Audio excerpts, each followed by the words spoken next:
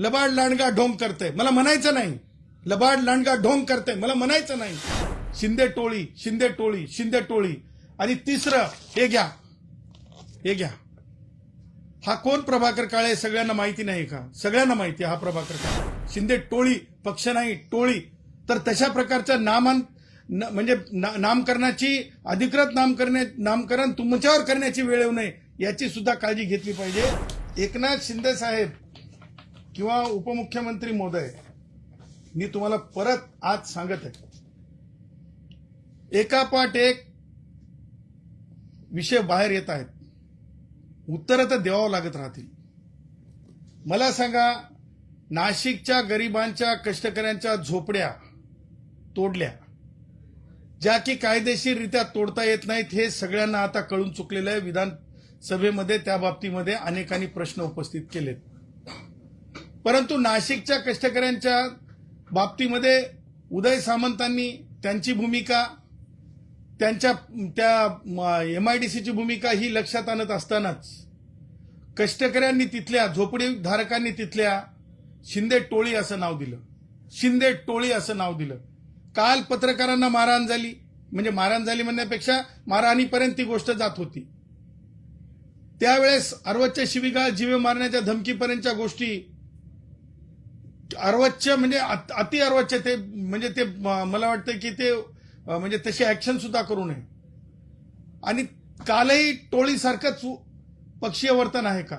शिंदे टोळी, शिंदे टोळी, शिंदे टोळी. आणि तिसरं हे घ्या, हे घ्या. हा कोण प्रभाकर काळे सगळ्यांना माहिती नाही का? सगळ्यांना माहिती हा प्रभाकर काळे. ह्याच्या बाबतीमध्ये कधी बोलणार आहात? ह्या प्रभाकर काळेचा काय रोल आहे?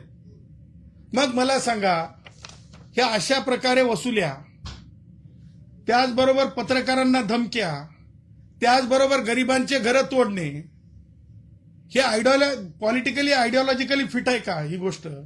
जर ही गोष्ट पॉलिटिकली आयडिओलॉजिकली फिट नसेल, त्याचं कारणही हे आहे का त्याचं कारण? एकनाथ शिंदे ना मला प्रश्न विचारायचा आहे. भारतरत्न डॉक्टर बाबासाहेब आंबेडकर यांचे विचार हे सर्वंकष सगळ्यांना जे आहे लोकशाहीचे दिशानिर्देश देत असतात. ते मान्य नाही आहेत का? ते मान्य नाही आहेत का? मला कुणालाही म्हणायचं नाही लबाड लांडगा ढोंग करते, मला म्हणायचं नाही. लबाड लांडगा ढोंग करते, मला म्हणायचं नाही. परंतु हे सगळं काही टोळीसारखंच, शिंदे टोळी म्हणून चालणार आहे का? आणि त्यामुळं अशी वेळ येऊ नये की सामान्य कष्टकरी, पत्रकार, सामान्य त्याचबरोबर सामान्य नागरिक मिळून शिंदे सेनेचं नामकरण करण्यापर्यंत लोक जर सामान्य कष्टकरी जात असतील टोळी म्हणेपर्यंत, शिंदे टोळी, पक्ष नाही टोळी, तर तशा प्रकारच्या म्हणजे नामकरणाची अधिकृत नामकरण तुमच्यावर करण्याची वेळ येऊ नये याची सुद्धा काळजी घेतली पाहिजे एकनाथरावजी शिंदेंनी, असं माझं दुसरं मत आहे. आता मला आजच्या पत्रकार परिषदेच्या माध्यमातून एक महत्वाची गोष्ट आपल्या समोर आणायची आहे.